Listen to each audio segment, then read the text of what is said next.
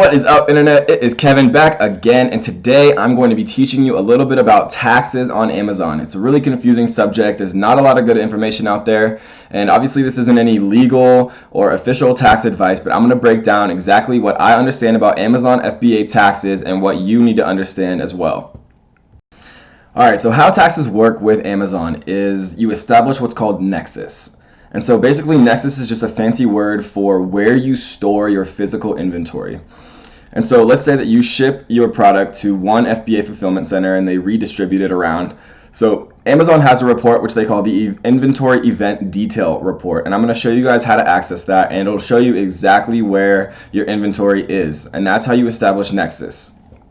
Alright, so what you do from here is head over to Reports, Fulfillment, and then under Inventory, you just head down to the Inventory Event Detail page, go over to Download, Exact Dates, and then do the entire calendar year. So once you download that, I have an example here for you guys just to make it a little bit easier.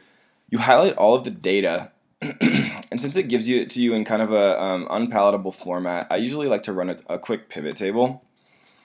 And the main things that you're looking at here are the fulfillment center ID and the quantity, right? So what this does is it shows you how many units of your inventory are stored at which Amazon fulfillment centers.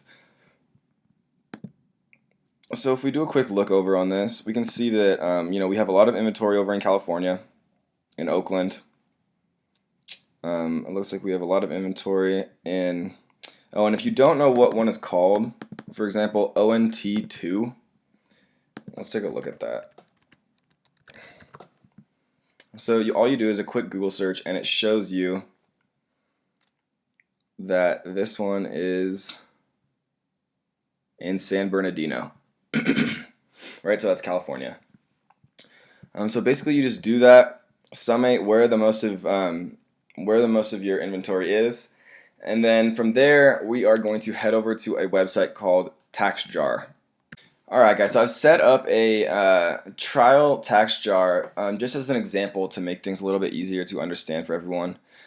So what this does, it walks you through setting up your account and linking it to your Amazon account.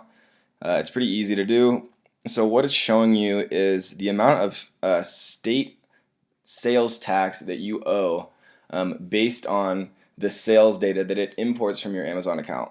And so technically what you are supposed to do is file a state sales tax return for each state that you're selling merchandise in. And so this is not particularly realistic.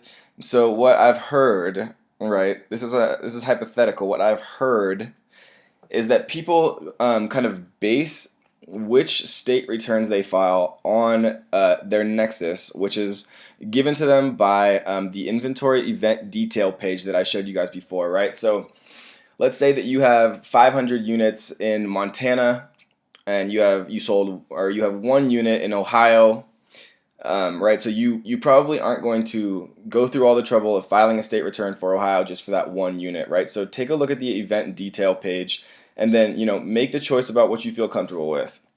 So technically you are supposed to file for every state that you are selling in, right? And so we've sold in all 50 states. And so you basically just have to make the decision yourself about what you feel comfortable with. If you want to cover all your bases and do it, exactly right, it's gonna take a lot more time. It's gonna cost a lot more, but if it makes you feel better, then it's worth it. So that's kind of a basic rundown of all of the different tax stuff. There's really no other tutorials out there on this because people just necessarily don't understand it and they don't want to be held liable. But I showed you guys. These are just examples. Obviously, it's not legal advice, but I hope this sheds a little bit more light on how taxes work generally for Amazon. And so just to summarize, right? So you have Nexus based on where your inventory is kept. You find that from the Inventory Event Detail page. TaxJar, for I think it's like $20, you can import an entire year of sales data. You can find what you owe in sales tax for the different states based on where you've sold. And then, depending on whether or not you want to establish Nexus in the state you live, or if you want to establish Nexus in the state where most of your inventory is held, then that's kind of how you decide which state tax return forms to file. So definitely be checking with your accountants and your CPAs, right? Like they don't necessarily understand this, but if you mention your nexus, you mention paying sales tax, where you've sold, show them a list of where your inventory has been held. That really will kind of give you a big boost in helping them understand and get to the bottom of e-commerce, because not many CPAs understand this stuff either. So hopefully this gives you a head start, guys, and we will definitely see you next time.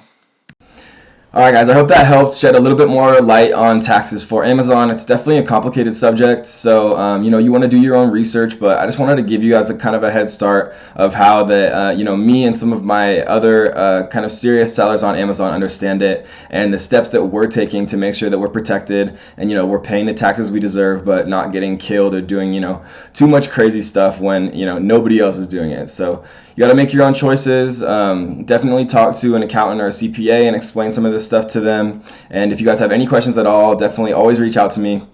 Check out the other videos. Definitely make sure you check out the Facebook page. And if it was helpful to you, subscribe, guys, and we'll see you next time.